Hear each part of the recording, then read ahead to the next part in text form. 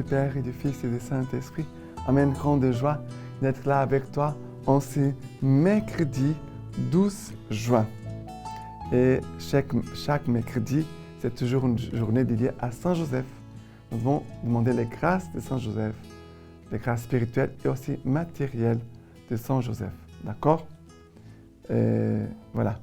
Confions notre vie à Saint Joseph et aussi que Saint Joseph nous aide à chacun de nous à grandir en humanité, mais aussi dans notre vie spirituelle. D'accord? Les deux dimensions. La première lecture d'aujourd'hui, c'est 1 Roi, chapitre 18, à partir du verset 20. Akab convoqua tout Israël et rassembla les prophètes sur le mont Carmel. Il s'approcha de tout le peuple et dit, « Jusqu'à quand clocherez-vous de gens j'arrête. Si le Seigneur est Dieu, suivez-le. Si c'est Baal, suivez-le. » Et le peuple ne put rien répondre. Il y poursuivit. Moi, je reste seul comme prophète du Seigneur, et les prophètes de Baal sont 450. Donnez-nous 2 jeunes taureaux, qu'ils en choisissent un pour eux, qu'ils les dépaissent et les placent sur le bois, mais qu'ils n'y mettent pas de feu. Moi, je préparerai l'autre taureau, et je le placerai sur le bois, et je n'y mettrai pas le feu. Vous invoquerez le nom de votre Dieu, et moi, j'invoquerai le nom du Seigneur. Le Dieu qui répondra par le feu, c'est lui qui est Dieu. Tout le peuple répondit, « C'est bien. » Élie dit alors au prophète de Baal, « Choisissez-vous un taureau et commencez, car vous êtes les plus nombreux. Invoquez le nom de votre Dieu, mais ne mettez pas le feu. » Ils prirent le taureau qu'il leur avait donné et le préparèrent, et ils invoquèrent le nom de Baal, depuis le matin jusqu'à midi, en disant, « Ô Baal, réponds-nous. » Mais il n'y eut ni voix, ni réponse. Ils dansaient en pliant les genoux devant l'autel qu'ils avaient fait.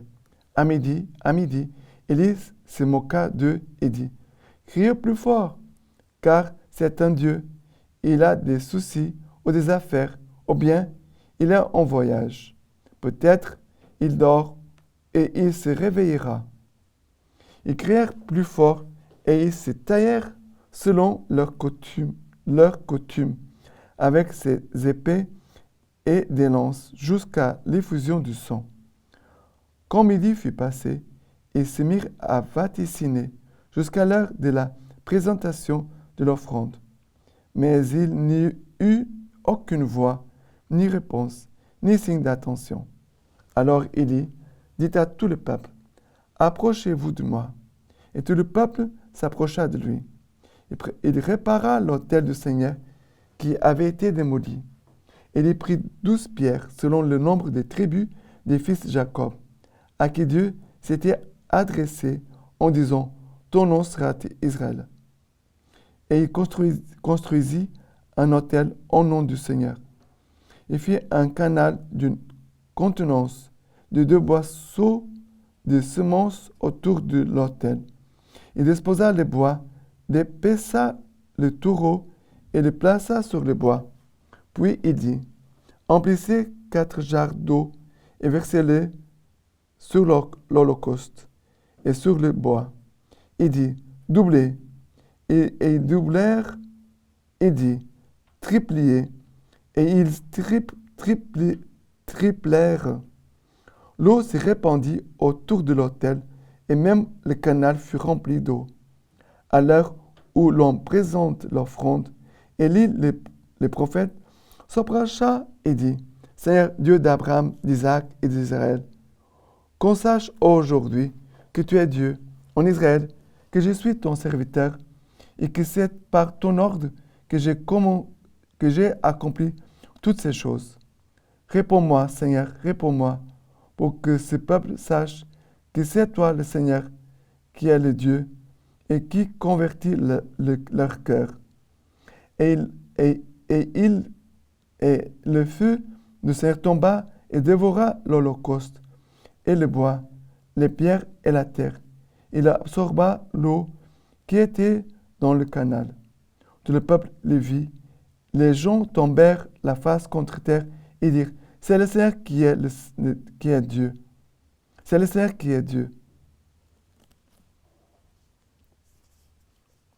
Jusqu'au verset 39. Voilà. Alors, ici, pourquoi Élie fait tout cela? Parce qu'Élie, il est dans l'obéissance d'abord. Il vit soumis à Dieu. Il vit et en toute chose, Élie cherche à faire la volonté de Dieu, à plaire au Dieu et non pas plaire aux hommes. Et il va demander de préparer l'autel, de mettre le bois, mettre le taureau. Mais Élie, il fait quelque chose de très important. Il répara l'autel du Seigneur qui avait été démoli. Ça veut dire que le peuple avait abandonné la foi. Il va réparer l'autel pour dire, Seigneur, tu es encore le Dieu d'Israël. L'autel rappelle la présence de Dieu. Tu es Dieu au milieu de nous, même si ce peuple essaie d'égarer de toi. Mais tu es Dieu, tu es notre Dieu. Après, il va prendre 12 pierres, selon le nombre des tribus des fils de Jacob. Ça veut dire, les 12 pierres, ça veut dire, nous sommes le peuple qui t'appartient, Seigneur. Ton alliance n'a pas été cassée. Les hommes se sont éloignés de toi, mais l'alliance, on ne peut pas la détruire, car l'alliance, elle est éternelle. On remet à nouveau les pierres pour dire, nous sommes le peuple qui t'appartient.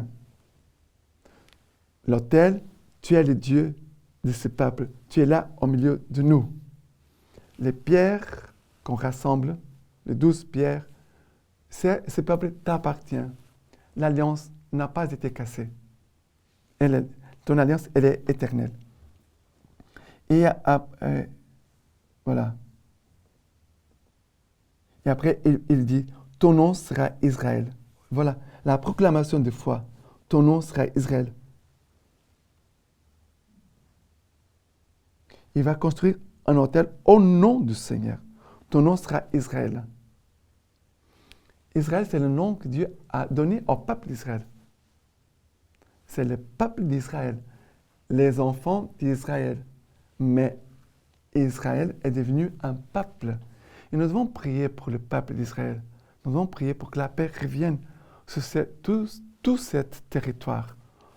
Nous devons supplier le Seigneur. Moi, je prie chaque jour pour ce peuple d'Israël, pour que la paix puisse revenir, que le Seigneur puisse rassembler les personnes, que le Seigneur puisse détruire tous les obstacles, toute la haine, toutes les rages, que le Seigneur puisse détruire tout cela. Que le Seigneur puisse donner à nouveau la paix sur la terre où Jésus, le Verbe, le Dieu d'Israël, est venu sur cette terre.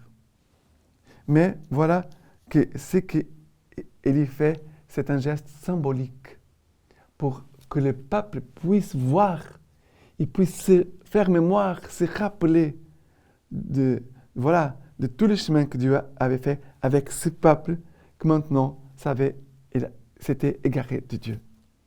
Ils suivaient les prophètes Baal, ça veut dire ils étaient en train de suivre d'autres dieux. Ils avaient oublié les dieux, son Dieu, le Dieu unique et véritable. Maintenant, le psaume d'aujourd'hui, c'est le psaume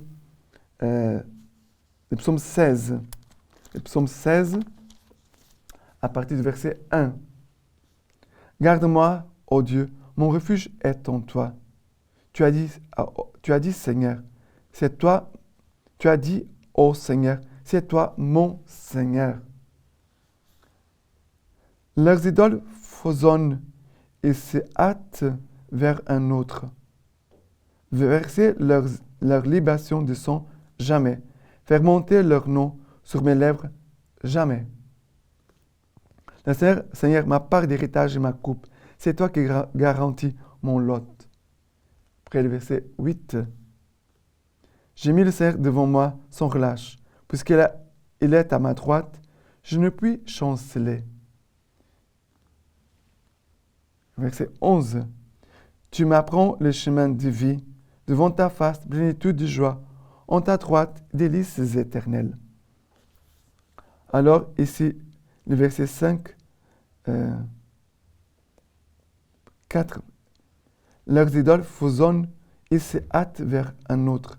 Verser leur libation du sang, jamais. Faire monter leur nom sur mes lèvres, jamais. Voilà.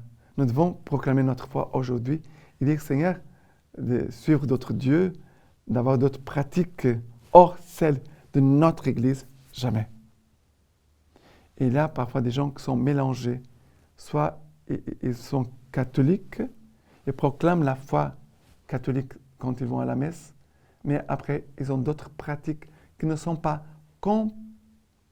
compatibles, ne peuvent pas être mélangés avec notre foi catholique. Nous devons prier pour que le Seigneur puisse aider ces personnes-là qui n'ont pas une foi bien formée, qui puissent vraiment abandonner toutes les pratiques parallèles qui ne font pas partie des pratiques de notre foi catholique, de ce que l'Église nous enseigne. Nous devons faire seulement ce que l'Église nous enseigne. Et si tu as un doute, tu pourras toujours demander conseil au prêtre, ta paroisse, une religieuse. D'accord? Et maintenant, l'évangile d'aujourd'hui, c'est Matthieu chapitre 5 à partir du verset 17. N'allez pas croire que je suis venu abolir la loi ou les prophètes. Je ne suis pas venu abolir, mais accomplir. Car je vous le dis, en vérité, avant que ne passent le ciel et la terre, pas une nid, pas un point sur lit ne passera pas de la loi, que tout ne soit réalisé. Celui donc qui violera l'un de ses moindres préceptes et enseignera aux autres à faire de même, sera tenu pour le moindre dans le royaume des cieux. Au contraire, c'est lui qui les exécutera et les enseignera, celui-là sera tenu pour grand dans le royaume des cieux. Ici, regardez, Jésus dit de 11 ne pas changer, pas un ni, pas un point sur lit, ne passera de la loi, que tout ne soit réalisé. Ça veut dire que Jésus est venu pour accomplir la parole de Dieu. Je ne suis pas venu abolir, mais accomplir la parole de Dieu. Jésus est venu. Et Jésus ne veut pas qu'on change. Parce que parfois, il y a des gens qui vont dire des choses contraires à la foi catholique. Même parfois, même des prêtres, malheureusement. Je ne veux pas exposer les péchés des autres, mais je dois dire qu'aujourd'hui, nous devons avoir une foi bien formée. Nous, les chrétiens, on doit avoir une bonne formation. Tu dois avoir le catéchisme de l'Église catholique. Tu dois lire les choses que notre pape François nous donne, des livres de spiritualité avec des auteurs bien considérés. Ça veut dire que nous devons avoir une foi bien formée, bien solide, bien enracinée. Et quand il y a des choses que nous écoutons qui ne correspondent pas à notre pratique avec charité, on doit dire, mon frère, ma sœur, ce que tu dis, ce n'est pas de notre foi catholique. Nous devons apprendre et enseigner ce qu'est la doctrine et les pratiques de la foi catholique. Seulement. D'accord? Pour pouvoir vivre la parole. Sinon, nous ne vivons pas la parole de Dieu. D'accord? Et la lecture patristique d'aujourd'hui d'Origène nous dit ceci.